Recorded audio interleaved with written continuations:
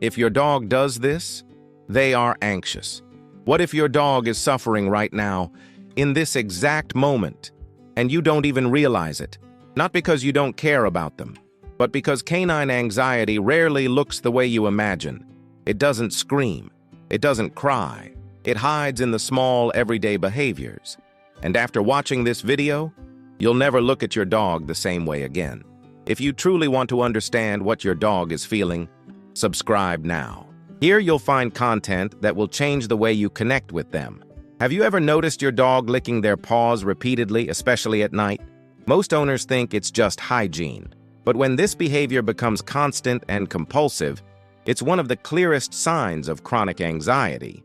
When a dog's brain is under prolonged stress, it seeks repetitive behaviors to release internal tension. It's a self-regulation mechanism.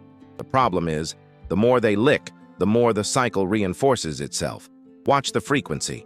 If it happens every day, especially during calm moments, your dog may be carrying tension you haven't identified yet. You come home and find something destroyed. Your first reaction is anger. But what your dog did wasn't misbehavior. It was desperation.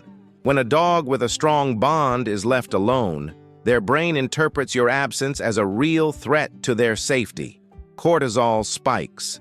The nervous system goes into alert mode, and they need to do something with all that survival energy. Destroying objects with your scent, like pillows or clothes, is an attempt to reconnect with you while you're gone. Punishing this behavior when you return only increases anxiety for the next cycle. What they need is a predictable routine and clear signals that your departure does not mean abandonment. Has this ever happened in your home? Comment below what your dog has destroyed when left alone. You'll be surprised how many people go through the same thing. Your dog is panting, but didn't run, isn't hot, and didn't just eat.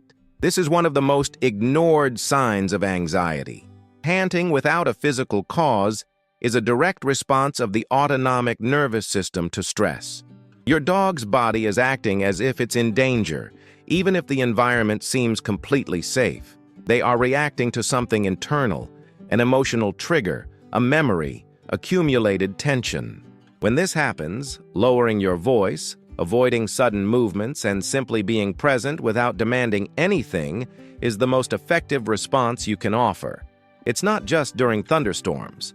Some dogs hide under the bed, behind the couch, or in dark corners during completely normal moments of the day. A visitor arriving, the TV getting louder, a conversation in a slightly raised tone. For your dog, any sudden change in the environment can trigger a protective instinct. Hiding is a survival response, not weakness. The most common mistake is forcing interaction in these moments, pulling the dog out of hiding or insisting on affection. This violates the safe space they created.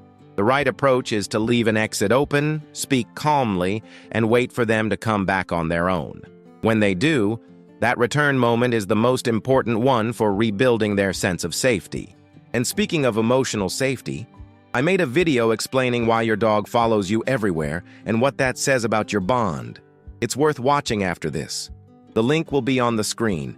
Your dog refused food, and you got worried about their physical health. But before assuming illness, consider their emotional state. An anxious dog naturally suppresses appetite. When the nervous system is in alert mode, the body prioritizes immediate survival and puts digestion aside. The same thing happens to humans under intense stress.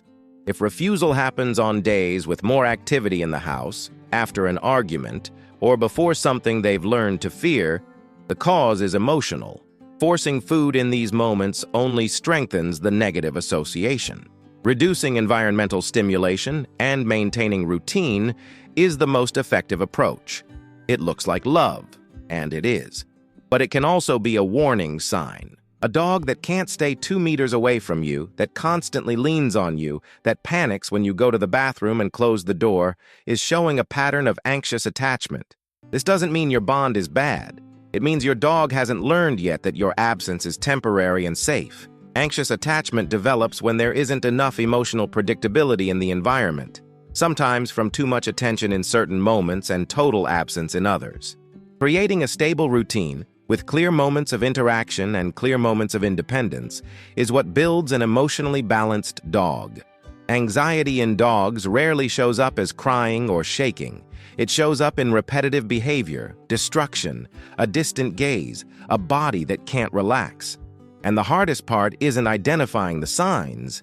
It's accepting that maybe the environment you created, even with love, isn't yet communicating enough safety. That doesn't make you a bad owner. It makes you an owner who still has room to grow alongside your dog. And recognizing that is already the first step. Now tell me, which of these behaviors does your dog have? Comment below with their name and what you noticed. If this video opened your eyes, share it with someone who also has a dog. And if you're not subscribed yet, subscribe now. The next video will show you the signs your dog uses to say they trust you, and some of them will surprise you.